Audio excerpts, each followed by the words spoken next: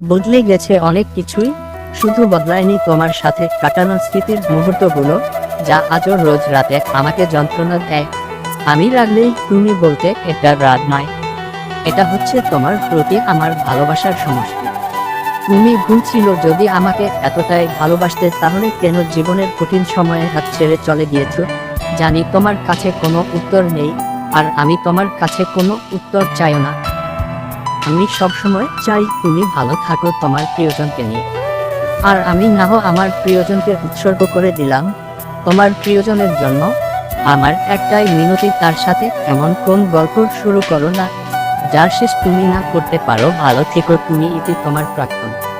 ছেড়ে তো দিয়েছি, তবে এখন এই ভুল ধারণায় বেচো না যে এখনো তোমায় আমি বোকার মতো ভালোবাসি। ভীষণ ভাবে বিনা জন্মে গিয়েছে কথাটার উপর, আর এই জন্মই তো তোমার থেকে রূপে গুণে চরিত্রে ব্যবহারে হাজার গুণ ভালো। কাউকে সুযোগ থাকার পরও গ্রহণ করতে পারি না, আর ইচ্ছে হয়নি, তাই সব প্রস্তাবের উত্তর না দিয়েছি।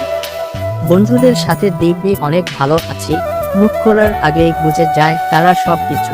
রাগ করলে সরি বলে না তারা, বলে বাড়ি এসে মারবো, কিন্তু না আছে এদেরকে আরো কাছে পাওয়ার লোক, না আছে এদেরকে হারিয়ে ফেলার ভয়, শুধু আছে ভরসা আর ভরসা। এখন বুঝি আবেগে বন্ধুদের আড্ডা ছেড়ে ভুল জায়গায় সময় দিয়েছিলাম। ভাবতেই অবাক লাগে কতটা বোকা ছিলাম আমি। দেব না তোমাকে আমি ভুলে গিয়েছি, সহজে ভুলার পাত্র আমি না। আমি চাই না আমাদের আর কখনো দেখা হোক। আমিও তো দেখি আমার মতো কে রাখে আর কে ভালোবাসে। আর কখনো এটা চিন্তাও করো না যে আমি ভালো নেই, আমি আমাকে নিয়ে খুব ভালো আছি। এখন কারোর জন্য আমার আর নিচু হতে হয় না, কারো মন রক্ষা করতে হয় না, কেউ কিছু মনে করলো কি না ভাবতে হয় না। এক কথায় আমি এখন অনেক ভালো আছি, একা থাকতে শিখে গিয়েছি। এখন সব সময় মুখে একটা মৃদু হাসি থাকে। আমাদের জীবন কারোর জন্য থেমে থাকে না, জীবন তার নিজের গতিতেই চলে। কেউ একজন আপনাকে ছেড়ে চলে গেছে, তাকে যেতে দিন। কেউ একজন আপনাকে অবহেলা করছে, তাকে অবহেলা করতে দিন। যে মানুষটি আপনার নয়, আপনি তাকে জোর করে রাখতে পারবেন না। আপনি হাজার চেষ্টা করলেও তাকে ধরে রাখতে পারবেন না। যখন তাদের জীবনে খারাপ সময় আসে, তখন নিজেকে ভালো রাখার জন্য তারা অতিথি পাখির মতো আশ্রয় খুঁজে চলে যায় অন্যের জীবনে। আমাদের মতো কিছু মানুষ বোকার মতো তাদেরকে আমাদের জীবনে আশ্রয় দেয়। তাদেরকে নিয়ে আমরা স্বপ্ন দেখতে শুরু করি, তাদের নেশায় আমরা যখন আসক্ত হয়ে যাই, ঠিক তখনই তারা আমাদের জীবন থেকে চলে যায়। এই মানুষগুলোর জন্যই অযথা আমরা আমাদের জীবনের মূল্যবান সময়গুলো নষ্ট করি, যা নিছক বোকামি ছাড়া আর কিছুই না। আমাদের নিজেদের ভালো থাকার চেষ্টা করতে হবে, অন্য কেউ আমাদের ভালো রাখতে পারবেন না। স্বার্থ ছাড়া এই শহরে কেউ কাউকে প্রিয়জন বানায় না। অন্যের উপর কখনো ভরসা করবেন না, অন্যের কাছে কখনোই প্রত্যাশাও করবেন না। প্রত্যাশা আমাদের জীবনের দুঃখের অন্যতম কারণ। একদিন তাকে জিজ্ঞাসা করেছিলাম আমার পরিবারের সদস্যদের সাথে কেমন ব্যবহার করবে।